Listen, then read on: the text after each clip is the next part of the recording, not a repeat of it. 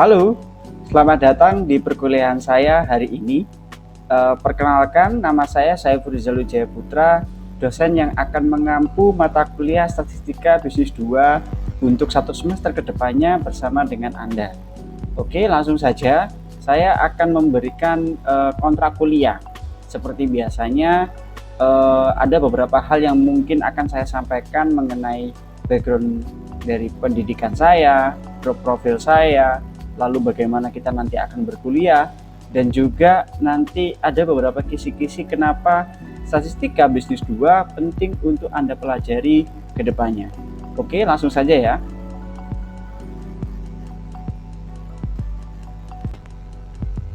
Oke, mata kuliah kita akan dinamakan sebagai Statistika Bisnis 2. Kelanjutan dari Statistika Bisnis 1 yang sempat mungkin Anda sudah dapatkan di semester sebelumnya. Nah, week pertama hari ini kita akan membahas mengenai kontrak perkuliahan. Oke, nama saya sendiri, ini saya perkenalan ya. Nama saya Saiful Rizal Wijaya Putra. Pendidikan saya itu ada dari S1 Universitas Jember, lalu S2 juga Universitas Jember, manajemen keduanya, dan sekarang juga menempuh S3 di Universitas Airlangga ongoing. Nah, maksud saya memberikan profil saya seperti ini supaya Anda tahu kapasitas dan kapabilitas saya untuk mengajar Anda. Jadi kita sama-sama saling mengenal satu sama lain. Nah, mata kuliah yang biasa saya ampu itu adalah Statistika Bisnis 1, Statistika Bisnis 2, lalu manajemen kuantitatif. Nah, interest saya sendiri itu kepada changing market, market test, consumer behavior, social media as a business, competing on international, dan philosophy of management, serta small medium enterprises competition. Nah, itu hal-hal yang saya minati dari beberapa riset yang mungkin sudah saya lakukan di masa lalu. Anda bisa cek beberapa tulisan saya di Google, mungkin akan menyambungkan bagaimana interest saya seperti ini. Oke, selanjutnya, nah ini peraturan kita di kelas ya. Yang pertama saya akan membahas peraturan dari saya. Kalau misalkan Anda ingin menambah peraturannya, nanti kita lanjutkan melalui grup WhatsApp. Nah, yang pertama persentase nilai akhir untuk saya. Nah, persentase nilai akhir itu saya bagi menjadi 4 poin di sini. Poin pertama itu adalah ketika UTS atau ETS, sorry ya. Kalau di SDY kita mengatakannya sebagai UTS dan ETS dan juga EAS, itu ya, evaluasi tengah semester dan evaluasi akhir semester. Nilai keduanya adalah 30% dan 30%. Lalu untuk tugas mingguan dan juga keaktifan Anda di kelas nanti adalah 20%. Jadi karena kita sistemnya daring, semakin sering Anda aktif di grup chat ataupun mungkin berkonsultasi dengan saya akan memberikan nilai lebih untuk Anda. Nah, porsinya adalah 20% dari nilai total. Itu untuk yang keaktifan. Tapi kalau untuk tugas mingguan itu sama juga 20%. Saya tidak akan memberikan Anda tugas secara tiap minggu saya kasih, enggak. Saya enggak akan kasih tugas tiap minggu, tapi ada beberapa minggu-minggu tertentu yang akan saya berikan tugas. Karena saya rasa Anda mungkin di kondisi pandemi ini banyak sekali pekerjaan di luar dari perkuliahan ini. Jadi saya masih memaklumi, saya hanya akan memberikan di minggu-minggu tertentu. Oke, selanjutnya setiap minggu, nah ini proses perkuliahan kita ya. Setiap minggu dosen akan mengupload materi dan video pembelajaran pada STIE Dewantara, atau mungkin Anda Moodle ya biasanya mengaksesnya. Nah, mahasiswa wajib menonton dan memahaminya. Setelah itu dilakukan diskusi melalui grup chat WhatsApp. Nah, nanti kita buat grup chat WhatsApp untuk masing-masing kelas. Karena kebetulan semester ini saya mengajar 4 kelas, nanti saya bedakan masing-masing grupnya. Nah, sesuai nanti dari waktunya, waktu mengajarnya ya, waktu untuk kita kuliahnya akan saya bedakan sesuai dengan jadwal asli. Nah, nanti kalau misalkan ada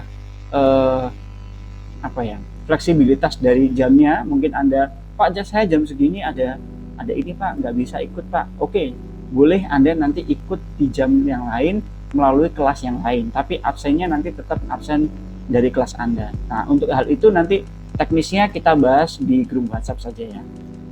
Lalu mahasiswa dilarang menawar tugas. Ini peraturan yang selalu saya berikan kepada mahasiswa. Insya Allah saya tidak akan memberatkan mahasiswa dengan tugas-tugas yang terlalu levelnya terlalu sulit gitu. Insya Allah tidak. Cuman saya minta Anda tidak menawar tugas. Jadi tugas yang akan saya kasih pilihannya hanya dua. Anda kerjakan atau Anda tinggalkan. Kalau Anda kerjakan, saya kasih nilai. Kalau Anda tinggalkan, saya tidak akan memberikan nilai. Gitu ya. Lalu mahasiswa yang berhalangan hadir, silakan meminta izin di grup WhatsApp atau mungkin chat saya secara langsung, it's okay, sebelum perkuliahan dimulai, supaya nanti saya tidak mencoret nama Anda dalam absensi di hari yang bersangkutan. Lalu absensi kehadiran alfa, kalau misalkan kita kan ada 14 pertemuan ya, Anda misalkan tidak bisa masuk 3 kali, saya 3 kali atau kurang, saya akan memberikan saya akan memberikan suatu kelonggaran. Silakan Anda tidak masuk 3 kali atau kurang, karena itu jatah Anda untuk ya bolos, jemput pacar ataupun ngapain terserah Anda. Tapi lebih dari 3 kali, nilai dari keaktifan Anda di kelas akan saya kurangi. Seperti itu ya. Oke, nah ini aturan yang saya berikan dari saya. Untuk misalkan Anda ada pertanyaan ataupun yang lain sebagainya, silakan kita diskusikan di grup WhatsApp. Itu saja ya. Oke. Nah, selanjutnya mengenai garis besar mata kuliah saya. Nah, mata kuliah saya ini dari pertemuan pertama sudah kita bahas hari ini, kontrak kuliah. Lalu yang kedua, pertemuan kedua nanti saya akan membahas mengenai apa itu variabel. Pertemuan ketiga, data dan kerangka pemecahan masalah. Keempat, konsep dasar pengujian hipotesis. Kelima, pengujian hipotesis deskriptif. Terus Anda bisa baca sendiri sampai ke pertemuan ketujuh sebelum evaluasi tengah semester. Saya akan membahasnya. Lalu di pertemuan ke-8 sampai ke-14 itu adalah paruh semester selanjutnya untuk menuju evaluasi akhir semester. Nah, saya tidak akan menyuruh Anda untuk melakukan yang namanya presentasi. Semua presentasi akan saya yang menghandle. Tapi saya minta ada beberapa tugas yang harus Anda kerjakan secara individu. Tapi itu bukan presentasi. Lalu saya juga lupa tadi menyampaikan akan ada beberapa pertemuan. Saya ingin tahu bagaimana profil atau wajah-wajah dari mahasiswa saya ini. Jadi mungkin nanti kita akan ada beberapa waktu 2 atau 3 kali untuk melakukan Zoom meeting. Saya ingin tahu mahasiswa-mahasiswa ini tuh siapa sih yang saya ajar gitu ya. Lalu total dari dari pertemuan saya itu adalah 14 pertemuan. Lalu untuk yang 2 itu adalah evaluasi tengah semester dan evaluasi akhir semester. Saya biasanya akan memberikan waktu pengerjaan ETS dan EAS selama 2 minggu. Biasanya saya kasih pengerjaan selama 2 minggu dan sistemnya adalah open book tapi individu. Jadi nanti Anda akan saya kasih surprise bagaimana ETS dan EAS yang saya harap menyenangkan buat Anda dan tidak membosankan, dan kedepannya pasti akan bermanfaat buat Anda. Gitu ya. Oke. Nah, ini adalah beberapa referensi bacaan yang pada dasarnya untuk statistika untuk mahasiswa S1 wajib untuk dibaca. Kenapa? Karena kalau kita berbicara statistika, mungkin Anda dosen statistika bisnis satunya juga sudah menerangkan bahwa statistika sangat penting untuk membantu Anda di dalam pengerjaan metodologi skripsi dan juga pengerjaan penelitian skripsi nantinya, kayak gitu ya. Nah, ini ada beberapa, Anda bisa baca sendiri. Tapi tenang, saya sudah menyiapkan beberapa dari referensi ini berbentuk soft copy. Jadi Anda tidak perlu membeli. Contohnya misalkan ini dari Dian Ainita and Dewi ini itu saya ada. Lalu ada Mark Grubner, lalu Johanna Harlan, lalu ada Muhammad Iqbal dan seterusnya. Ada beberapa yang memang saya punya soft copy-nya Anda nanti saya kasih melalui link Google Drive yang akan saya sediakan di Spada gitu ya. Nah, untuk beberapa lainnya itu saya tidak punya, mohon maaf. Jadi Anda bisa baca-baca sendiri. Misalkan dari ini ya, Imam Ghazali, ada juga dari Sugiono. Anda bisa baca sendiri dari beberapa buku yang ada di perpustakaan. Nah, saya berharap semoga pandemi ini segera selesai. Jadi kita Anda juga bisa beraktivitas ke kampus, kita mungkin bisa tatap muka, Anda juga bisa ke perpus untuk meminjam beberapa buku ini. Nah, ini buku-buku yang memang saya rasa akan mengantarkan Anda untuk pengerjaan skripsi jauh lebih mudah, kayak gitu ya. Oke, selanjutnya adalah pengertian statistik. Ini saya coba ulang kembali ya, apa yang sudah dijelaskan oleh dosen Anda di Statistika Bisnis 1, di sini juga akan sama. Statistik itu berasal dari kata statia, yaitu catatan administrasi pemerintahan. Pertama kali itu untuk dipergunakan pada dasarnya di masa Yunani, tapi lama-kelamaan itu dipergunakan di US juga. Nah, lalu stokos, nah ini bahasa Yunani, atau anak panah, sesuatu yang mengandung ketidakpastian. Nah, hal yang tidak pasti itu haruslah dibuat pasti. Melalui apa? Melalui metodologi untuk estimasi. Apa itu estimasi? Estimasi adalah mencoba untuk menganalisis suatu data yang cukup kompleks, lalu mencari ketepatan dari hasil analisis tersebut, seperti itu. Lalu untuk pengertiannya secara lebih umum ya, bukan asal katanya lagi nih. Statistik itu adalah bisa dikatakan data, lalu bisa dikatakan sebagai ukuran sampel dugaan dari parameter. Statistik itu adalah ilmu yang mempelajari cara pengumpulan data, pengolahan data, analisis data, serta penyajian data sehingga menjadi suatu informasi yang berguna bagi pengambilan keputusan. Nah, ini mungkin beberapa ahli statistik berbeda-beda, tapi intinya sama. Statistik adalah suatu ilmu di mana kita mempergunakannya untuk mengolah suatu data agar bisa diambil keputusan. Kalau statistika bisnis berarti keputusan di bidang bisnis, seperti itu ya. Lalu ini pengertian statistika menurut beberapa ahli, Anda bisa baca sendiri. Sebenarnya saya hanya mengulang dikit-dikit. Nah, ini statistika bisnis dari ketiganya yang barusan saya tampilkan.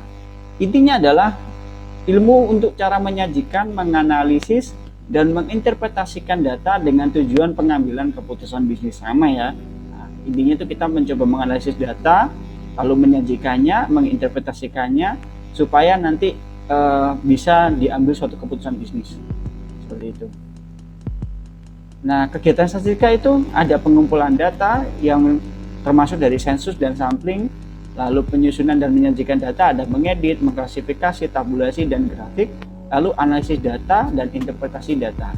Nah, di Statistika Bisnis 1 Anda mungkin sudah diajari dari pengumpulan data, penyusunan penyajian data, dan juga analisis data deskriptif atau statistika deskriptif. Jadi perbedaan Statistika Bisnis 1 adalah kalau Statistika Bisnis 1 itu pembahasannya mengenai statistika deskriptif. Kalau Statistika Bisnis 2 kita sudah membahas mengenai statistika yang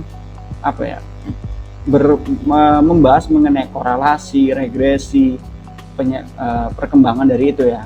Sampai pada akhirnya nanti kita membahas mengenai structural equation modeling, yang mana jembatan menuju ilmu selanjutnya yaitu ekonometrika, mata kuliah yang lainnya ya. Ekonometrika, ada juga mata kuliah analisis multivariat. Untuk level S1 sebenarnya harusnya ada mata kuliah ekonometrika. Oh iya, saya lupa menjelaskannya. Seharusnya untuk anak S1 itu levelnya yang pertama nih. Yang pertama Statistika Bisnis 1, Statistika Bisnis 2, Ekonometrika, lalu analisis multivariat itu untuk S2. Nah, terakhir itu harusnya ada di Ekonometrika. Seharusnya. Kenapa? Karena 3 mata kuliah inilah yang akan membantu Anda untuk memahami apa itu metodologi di dalam skripsi dan bagaimana cara menggunakannya. Namun di STIET tidak ada mata kuliah ekonometrika, jadi saya nanti akan memasukkan beberapa detail-detail kecil mengenai ekonometrika di mata kuliah Statistika Bisnis 2 ini supaya dapat dipergunakan sebagai apa sih? Sangu untuk Anda nanti belajar di skripsi gitu ya. Praktek juga sekalian. Lalu kalau misalkan Statistika Bisnis 2 sebenarnya kita pembahasannya cukup di korelasi dan regresi di akhir ya, di penghujung. Cuma nanti saya akan tambahkan beberapa metodologi seperti SEM gitu ya. Nah, lalu kita balik lagi dari analisis data. Analisis data ini tadi kalau Statistika Bisnis 1 dia hanya akan analisis data statistik deskriptif. Lalu untuk statistika yang berkorelasi, beregresi itu ada di sini analisis data ini dan interpretasi data dan selanjutnya. Jadi level Statistika Bisnis 2 sebenarnya ada di sini. Namun nanti untuk membangunkan kembali ya ingatan-ingatan Anda yang mungkin agak lupa selama semester kemarin, saya akan menjelaskan mengenai statistika yang yang harus diketahui atau harus dipahami sebelum kita masuk ke ranah Statistika Bisnis 2 nantinya. Oke ya, dari sini bisa dipahami ya. Jadi kegiatan statistika itu dari pengumpulan data sampai interpretasi. Oke, lanjutnya contoh penggunaan statistika ini kalau di akuntansi, lalu ada di keuangan, Anda bisa baca. Lalu contoh penggunaan statistika di pemasaran sama ekonomi. Jadi pada dasarnya statistika itu dipakai di semua disiplin ilmu. Meskipun di sastra pun statistika tetap dipergunakan meskipun bentuknya deskriptif. Kalau kita sudah masuk ke Statistika Bisnis 2 berarti sudah masuk ke dalam perhitungan perhitungan angka gitu ya. Oke, mungkin cukup sekian apa yang bisa kita bahas hari ini. Mungkin kalau misalkan ada diskusi kita lanjutkan di grup WhatsApp. Selamat bergabung, semoga kedepannya Anda bisa mempelajari dengan baik mata kuliah ini dengan sempurna, bisa menjadi suatu sangu untuk Anda nanti mengerjakan skripsi. Cukup sekian, wassalamualaikum warahmatullahi wabarakatuh.